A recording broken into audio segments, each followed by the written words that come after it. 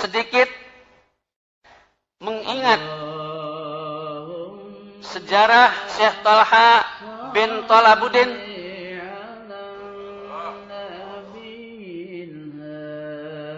yang dilahirkan di desa Kalitengah, Cirebon.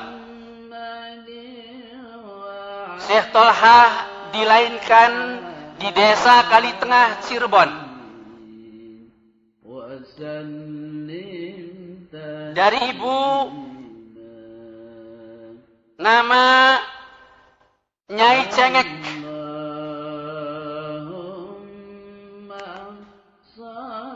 Ayahnya Syekh Thalabuddin. Mungkin baru dengar Bapak Ibu ya. Baru dengar. Mudah-mudahan ada manfaatnya.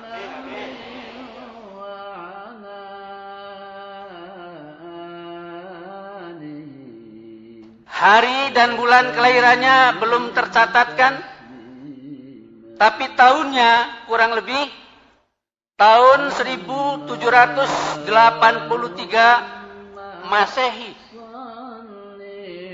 Lahirnya Syekh Thalha tahun 1783 Masehi. Wafatnya hari Kamis bulan Hafid tahun 1908. Tiga tahun setelah berdirinya pesantren Suryalaya.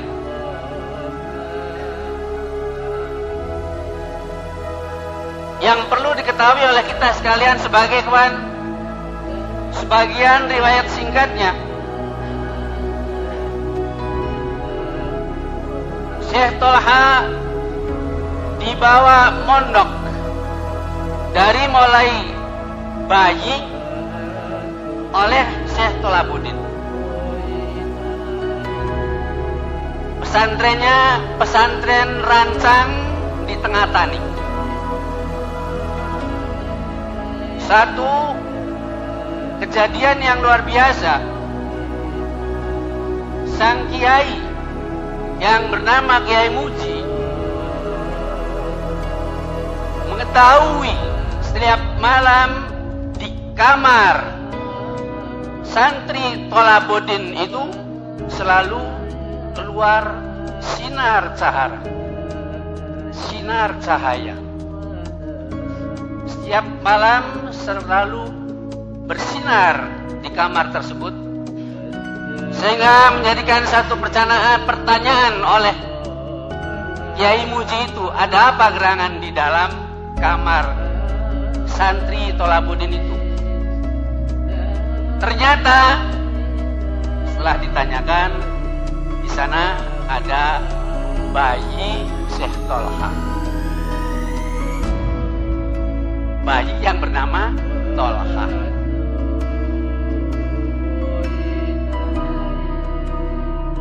Setelah mondok di pesantren Rancang waktu kecil, beliau pindah ke pondok pesantren Babakan Ciwaringin, Cirebon. Pada waktu itu di pondok pesantren Babakan Ciwaringin sedang kekurangan air, sedang paceklik air.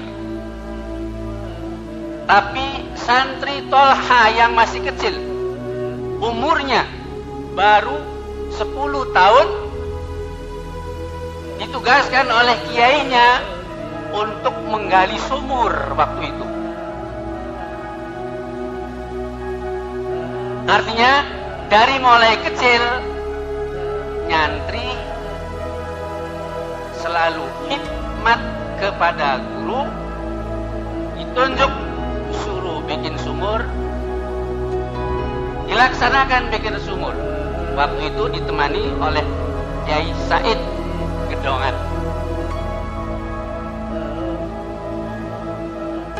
Setelah mondok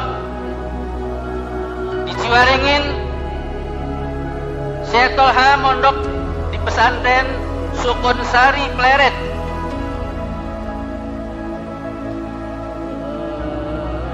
Beliau pun berkhidmat kepada guru, pada kiai, dan dilanjutkan mondok ke pesantren di Jogja.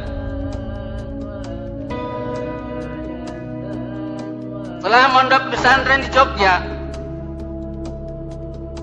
Syekh Tolha melanjutkannya ke pesantren Sidoresmo di Jawa Timur. Di setiap pesantren pun tidak henti-hentinya beliau selalu berkhidmat kepada gurunya, kepada kiainya. Justru di pesantren Sidoresmo kebetulan nyainya, istri sang kiai, sedang hamil dan meminta kepada kiainya untuk dicarikan ikan lele.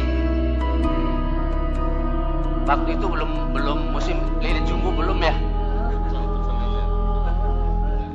Minta dicarikan ikan lele.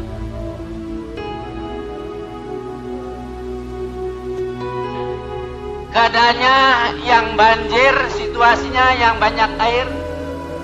Kiai pun menunjuk santri Tolha untuk mencarikannya. Berangkat santri Tolha ini untuk mencarikan ikan lele. Begitu menyelam dan keluar dari air itu sambil membawa 2 ikan lele. Setiap menyelam, lalu keluar dari air membawa ikan lele 2. Artinya selalu di pesantrennya itu khidmat atau tunduk kepada perintah guru, melaksanakan tugas perintah. Sampai akhirnya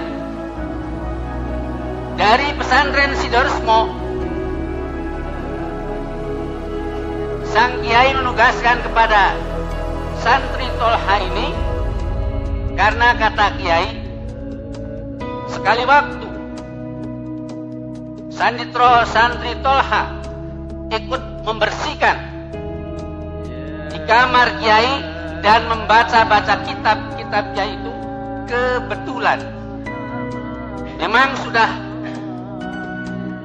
takdir iradat Allah Subhanahu wa taala, belum belajar tapi sudah bisa menghafal. Waktu itu langsung bisa menghafal kitab-kitab punya kiai yang ada di kamar kiai itu, sehingga waktu itu dimarahi oleh ketua pondoknya. Kamu berani-berani membaca kitab kiai, saya selama di sini jadi ketua pondok, memegang pun nggak berani. Kamu berani-berani membacanya.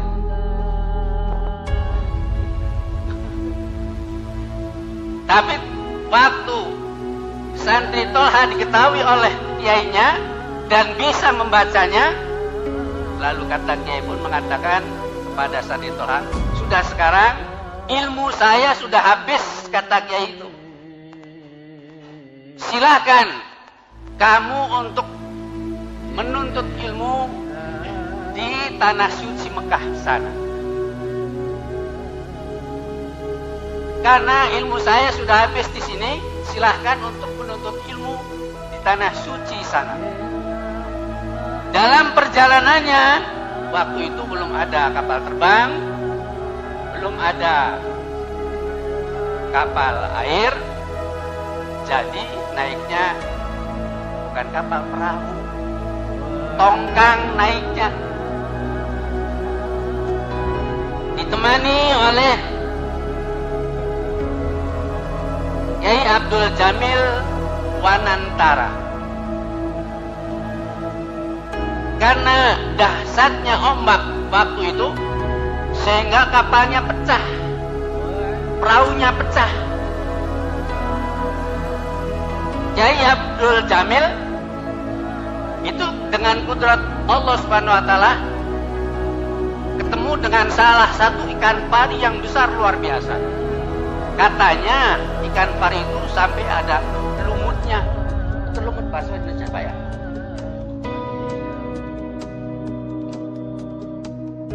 Saking besarnya ikan pari itu sampai ada lumutnya. Itu Kiai Abdul Jamil naik ikan pari sampai mendarat.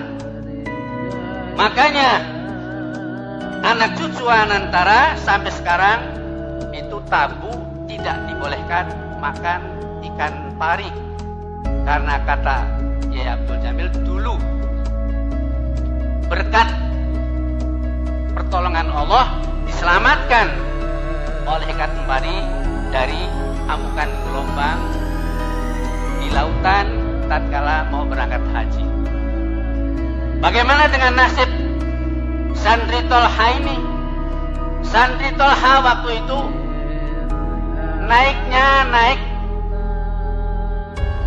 pecahan papan, pecahan kayu dari perahu itu. Terampung-ampung, tahu berapa hari? Yang jelas di sana diceritakan begitu ketemu dengan daratan, ketemu dengan pantai, pakaian ini sudah ambrol. Kira-kira berapa hari, Pak? Ini barangkali Pak Haji tahu. Diperkirakan.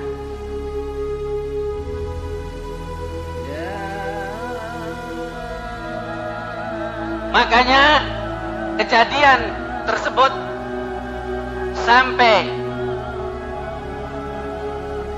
ke tempat yang lain, belum nyampe di tanah suci Mekah. Sekali waktu ada orang ziarah ke Cirebon, minta ditujukan kepada kuburannya Wali Sapu Jagat atau Wali Rembyong. Ada orang datang dari tanah seberang minta ditunjukkan ziarah ke kuburannya Wali Sapu Jagat atau Wali Rembyong. Otomatis kalau yang datang di Cirebon datang ke sana ke Gunung Jati, ya ditunjukkannya ya Sunan Gunung Jati atau Syahdatul Kahfi. Tapi kata orang yang dalam petunjuknya mengatakan bukan ini Wali Sapu Jagat itu, bukan Sunan Gunung Jati atau bukan Syahdatul Kahfi. Jadi siapa? Mari kita cari di lingkungan Gunung Jati itu. Setelah melihat 3 tanaman yang besar-besar, tanaman kapuk randu yang besar, kalau kita orang Cirebon bilangnya randu alas. Randu alas 3 itu, lalu orang menunjuk, inilah kuburannya Wali Sapu Jagat, Wali Rembyong. Jadi karena dalam perjalanannya Syekh Tolha terombang-ambing oleh ombak dan sampai di satu pantai itu, sampai rambutnya panjang, sampai rambutnya bisa menyapu tanah, jadi dinamakan Wali Sapu Jagat. Atau karena rambutnya begitu panjangnya, karena rambutnya belum ada zaman sekarang, bando itu belum ada ya. Jadi rambutnya ini ngerembyok. Rembyok itu ke belakang. Jadi sekarang kita tahu Syekh Tolha itu ada sebutan Wali Rembyok atau Wali Sapu Jagat. Sampai di tanah suci Mekah sana, Syekh Tolha belajar mengaji di tanah suci Mekah sana, didaulat oleh murid-murid guru bahwa Tolha, santri Tolha ini kalau di Cirebon, kalau di rumah itu kerjanya main wayang kulit saja katanya. Tahu ibu wayang kulit ibu? Tahu. Makanya guru di sana, syekh di Arab di sana menanyakan kepada Syekh Tolha, betul nggak Tolha, kamu selalu memainkan wayang kulit itu? Betul ya Syekh, kata Syekh Tolha.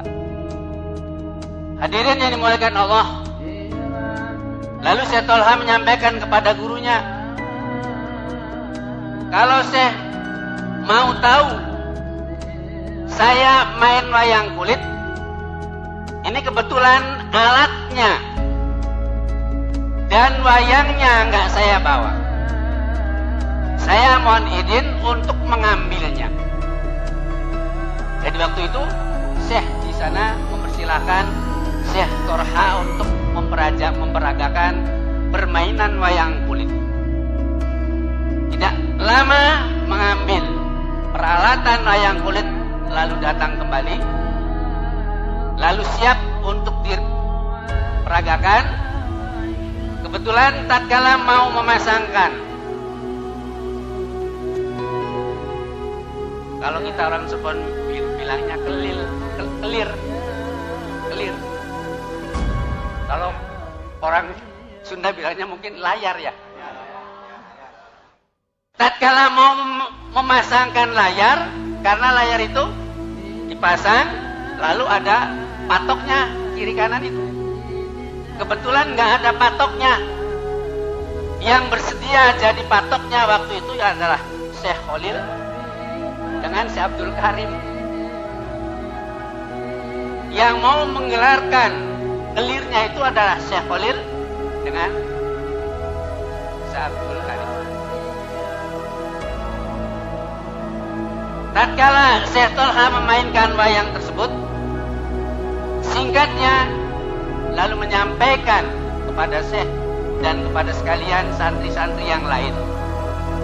Perlu diketahui, wayang yang saya bawa ini ada dua macam, satu wayang kulit dan satu lagi adalah wayang golek.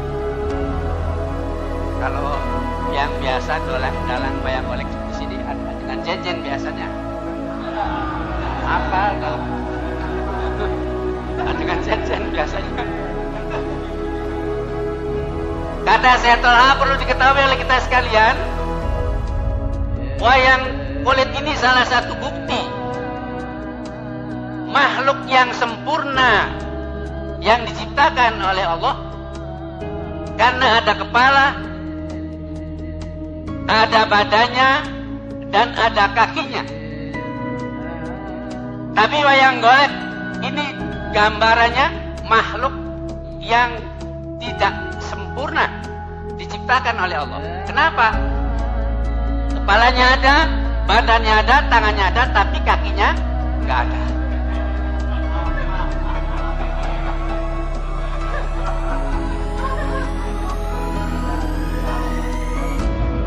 Kenapa wayang kulit jadikan gambaran makhluk yang sempurna? Walaupun gelangnya wayang kulit cuman gelang tataan, pakaian tataan cuman cat aja. Tapi karena wayang kulit ini matanya yang satu melihat kepada dalang, yang satu matanya melihat kepada penonton, pada kelir. Jadi maka bentuknya bentuk yang sempurna, makhluk yang sempurna. Artinya kalau kita pengen jadi manusia yang sempurna, matanya selalu melihat kepada dalang. Jangan melihat kepada artinya jangan melihat pada sesama. Seperti wayang golek itu, kalau wayang golek matanya melihatnya ke depan aja. Antara wayang dengan wayang saja, nggak melihat kepada dalang. Walaupun bajunya bagus, gelangnya bagus, tapi bentuknya bentuk yang nggak sempurna. Jadi manusia pun demikian. Kalau melihatnya kepada manusianya saja, itu bentuknya tidak sempurna menurut Syekh Tolha menerangkan di sini.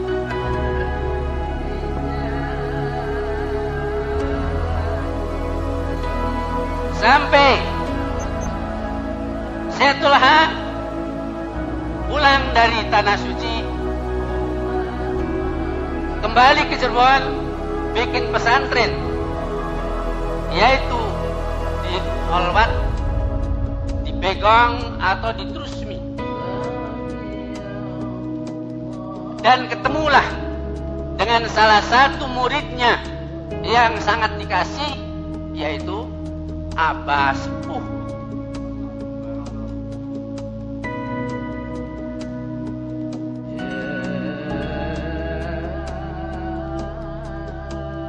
Tidak panjang lebar saya menerangkan riwayat Abah Sepuh, tapi yang jelas sangat patuhnya, tunduknya Abah Sepuh Syekh Abdullah Mubarak pada Syekh Tolha.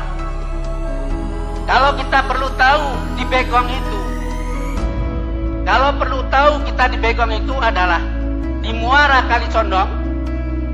Waktu itu di sana banyak buaya.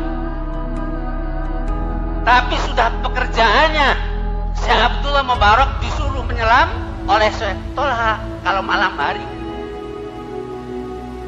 Tapi tidak menolak itu Abah Sepuh. Menyelam dan menyelam setiap ditunjuk oleh Syekh Tolha untuk menyelam di Muara Kali Condong itu.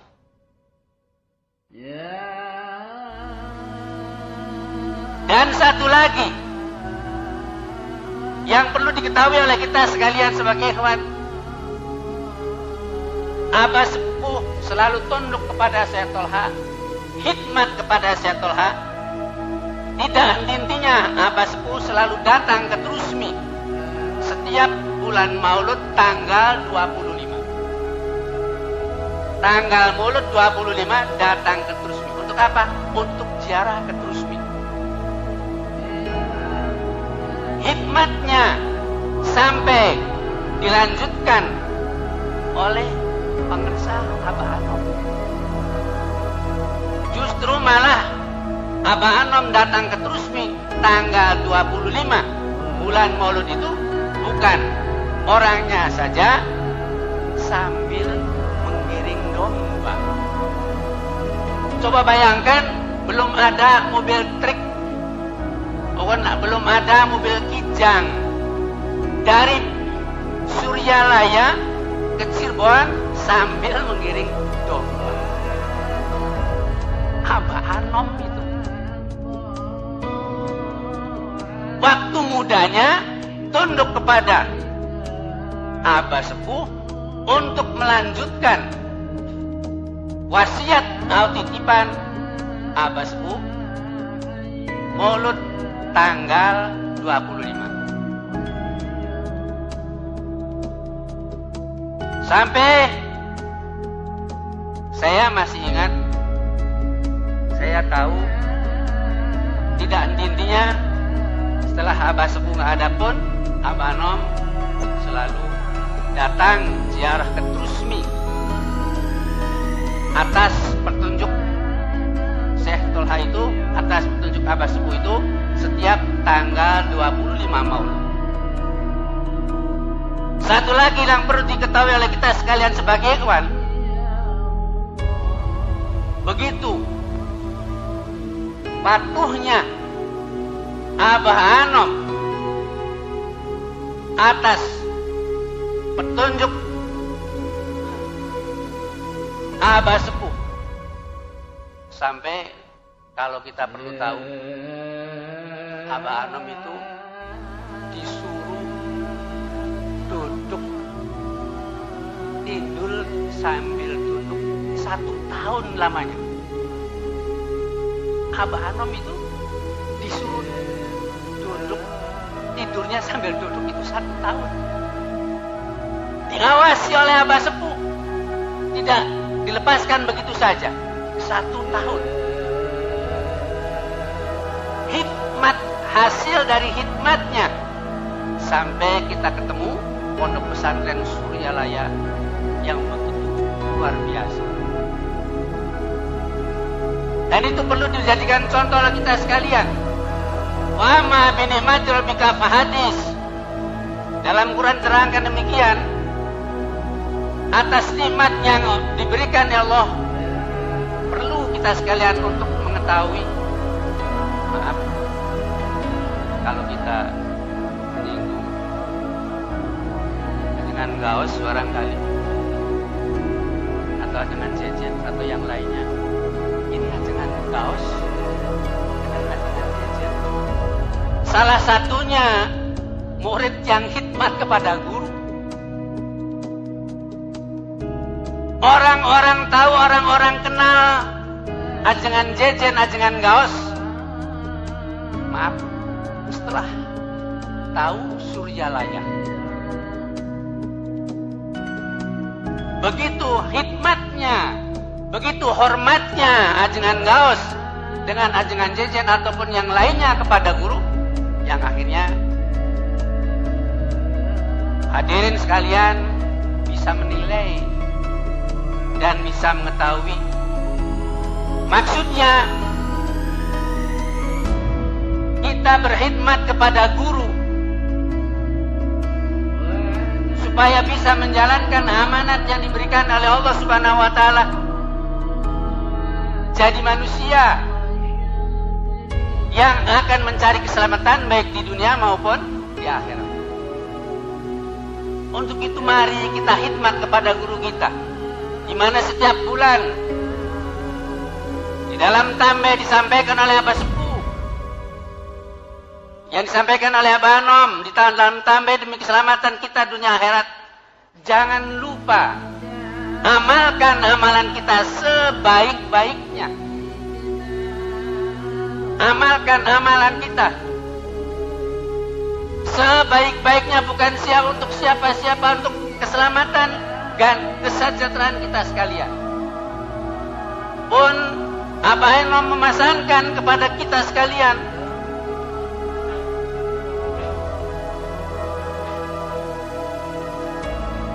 amalkan amalan harian, amalan mingguan, dan jangan lupa amalan bulanan. Zikir setiap waktu, khotaman minimal seminggu sekali, dan manakiban minimal sebulan sekali. Ini wasiat, ini titipan guru, ini amanah, bukan untuk siapa-siapa, untuk keselamatan kita sebagai ikhwan baik di dunia maupun di akhirat. Untuk itu barangkali yang perlu saya sampaikan pada kesempatan yang berbahagia ini, mari sama-sama kita belajar kepada sejarah, mengingat sejarah keberhasilan yang beliau dapatkan, keberhasilan yang beliau terima dari Allah berkat khidmatnya, hormatnya. Memang sudah ketentuan Allah, tapi secara lahiriah, secara sababiyah itu adalah karena hormat, karena khidmat kepada guru kita sekalian. Begitu, mari ingat kesempatan yang berbahagia ini, titipan dari Abah Sepuh, jangan lupakan amalan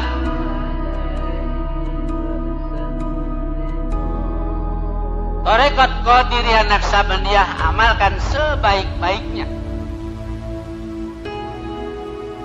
demi keselamatan kita.